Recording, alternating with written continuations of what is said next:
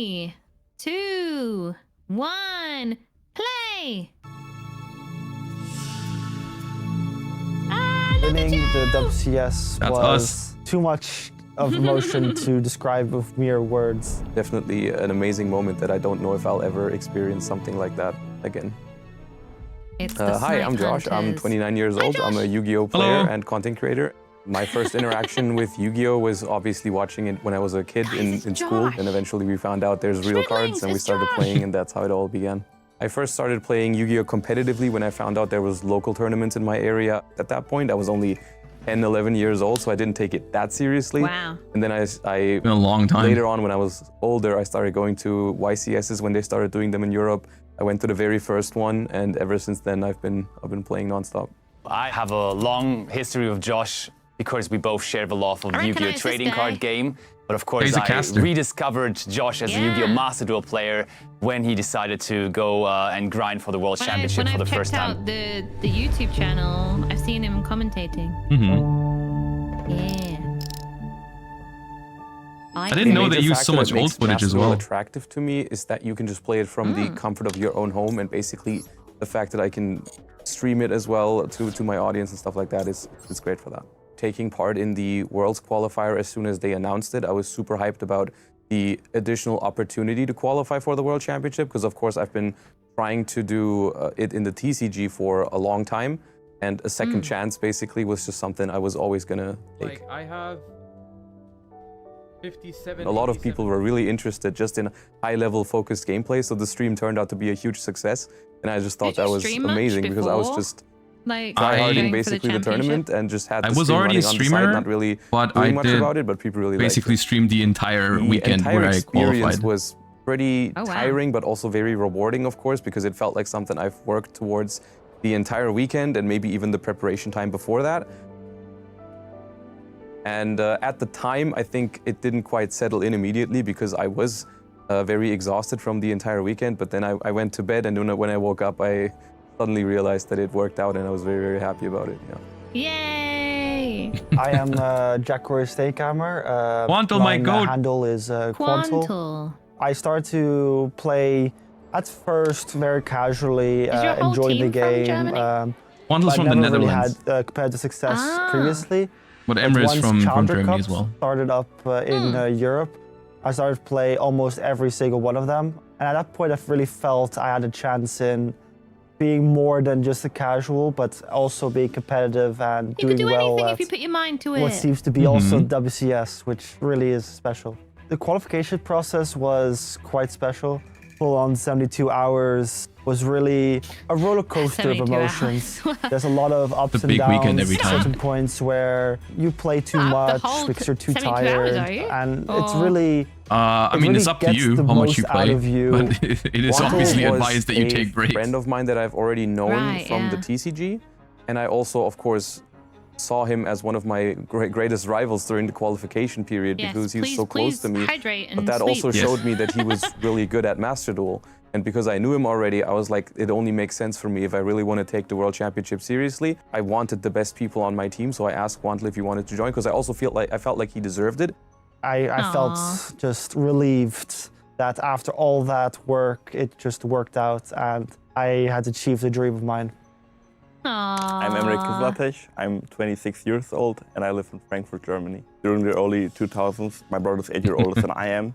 Yu-Gi-Oh was really popular in pop culture. Like, I remember playing a lot of Yu-Gi-Oh Forbidden Memories on the PlayStation 1 back then. I really enjoyed that game. So Emre, on the other hand, is someone I've known for even longer. I've known him basically since he was like this big, basically. And I knew that one of his biggest dreams was like 10 going years to the older World than him. Championships. And I was really happy to give him that opportunity. We were really good friends back then, like we had the same friend group.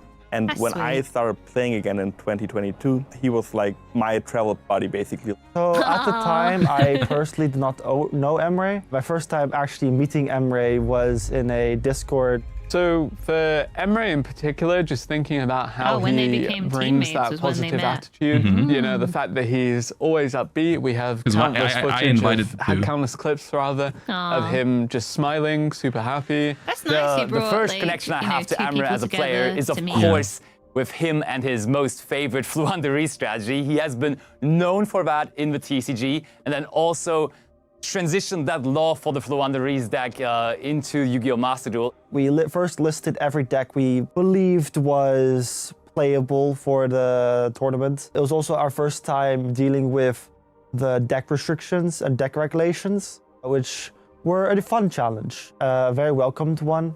Only being able to share 3 cards among the decks. The format for the World Championship was very special, and that's why we prepared for it a lot. And we knew we were going to bring the tier limit strategy because that was the best deck at the time, which was also Quantel's best deck. And one of the decks very, very good with it, so that was why we gave that deck to him.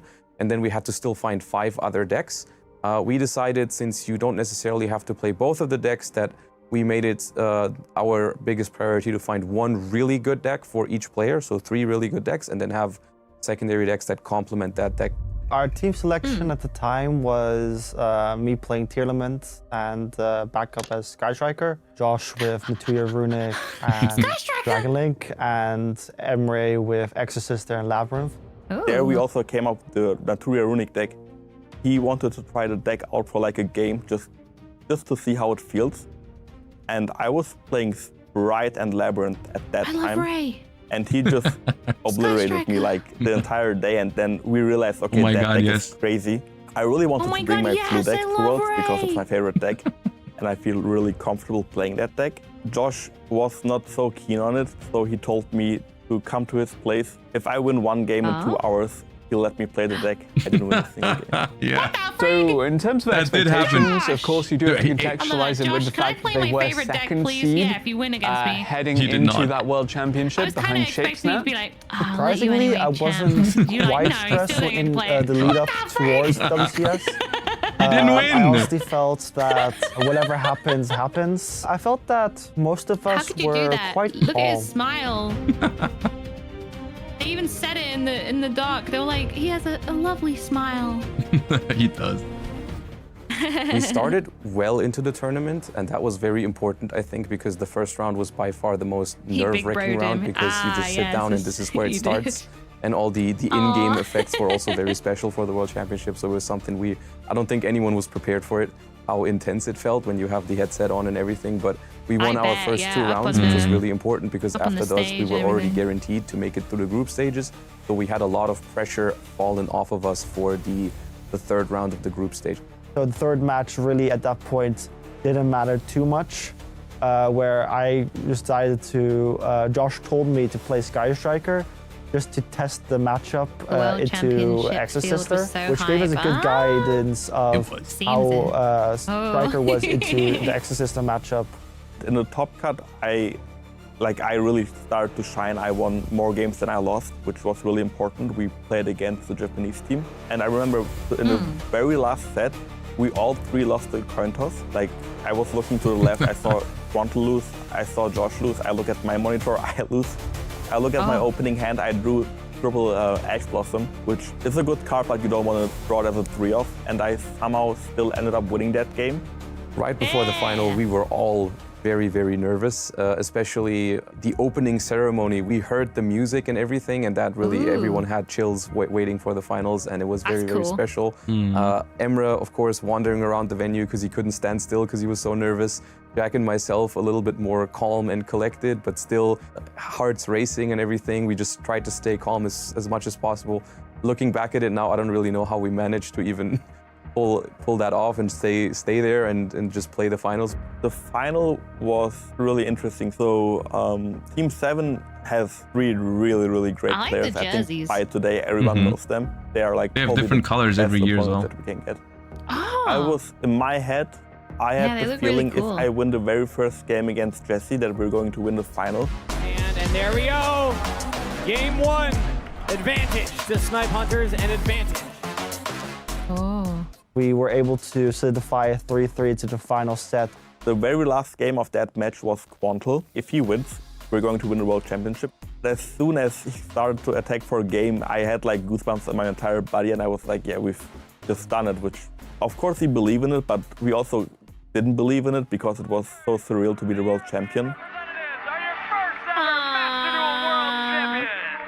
Yeah! Oh my god! The WCS title for me, when going into the tournament, it's so great that it, was caught more on of a camera dream as well, than anything else. memories. Too much of emotion to describe with mere words.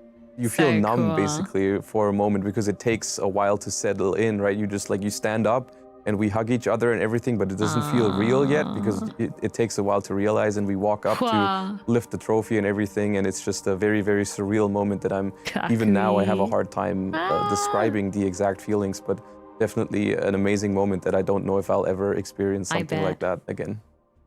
I very much closely followed the World Championship in 2023. I mean, the first one is always going to be the most special. Basically watching it, even if it doesn't happen. I was super excited for it. I was honestly so incredibly happy when they did it.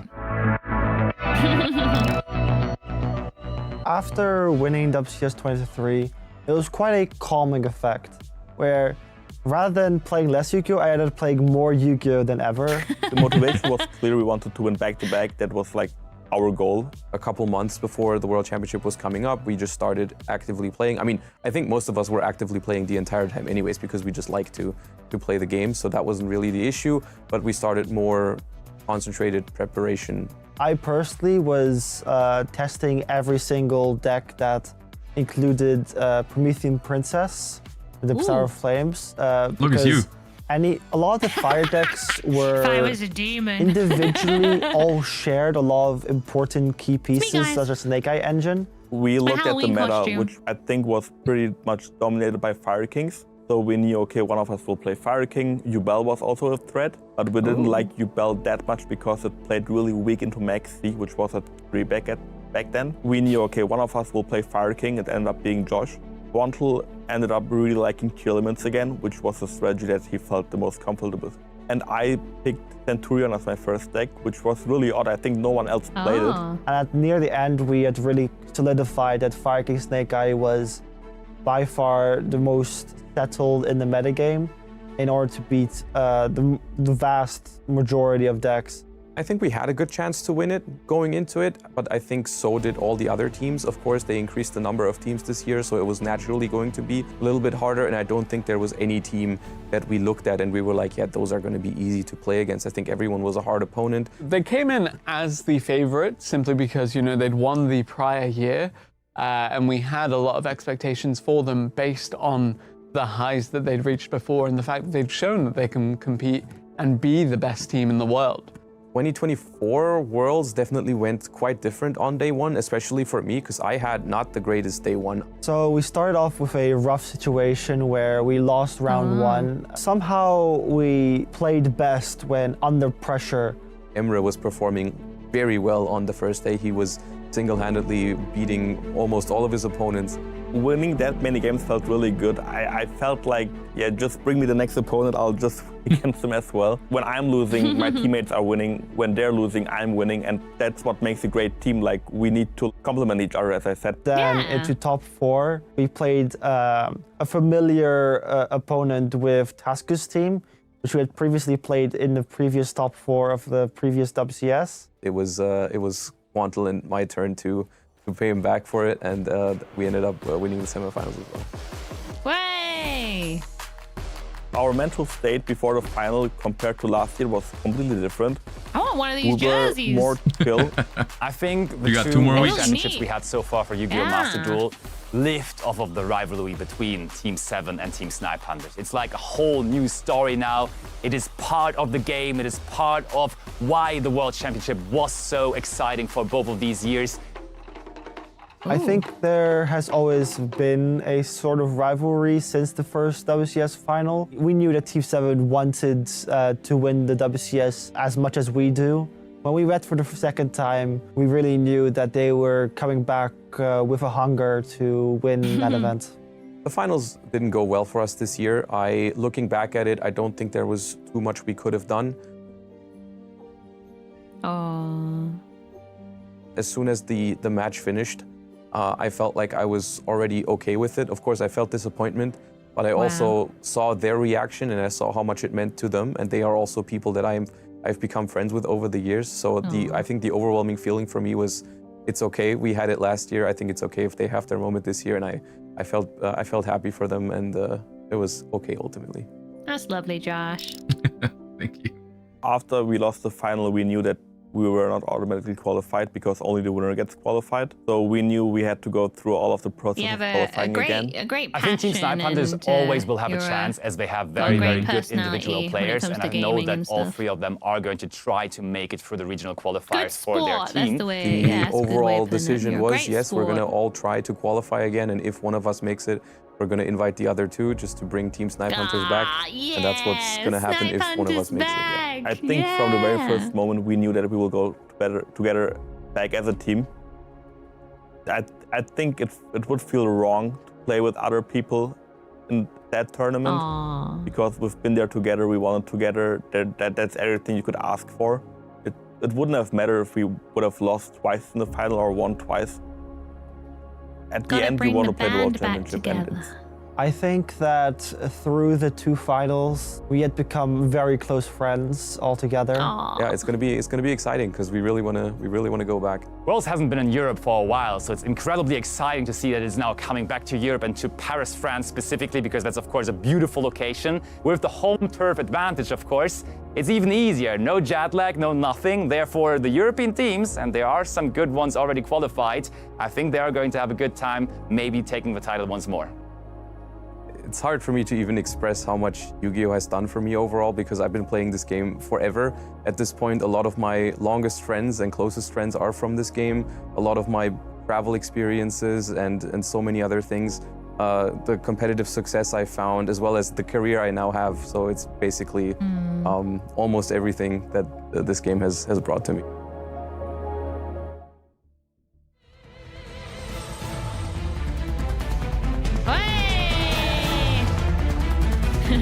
Participate in the Road to Worlds 2025.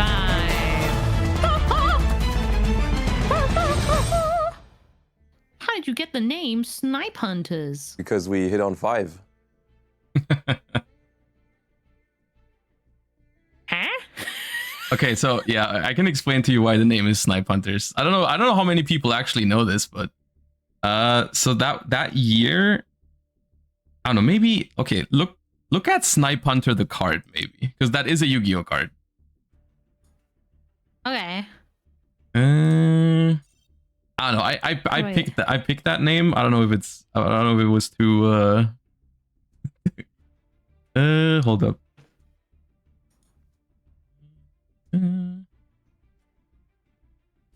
Yeah, that was such a great documentary. They turned that into something very emotional. Of course, when we recorded it, it wasn't quite as emotional, but that was pretty cool. Nah, that was really lovely. I love the way they put it together, and it's also on YouTube, guys. So be sure to also check it out on YouTube in your own time. There's the linky poo.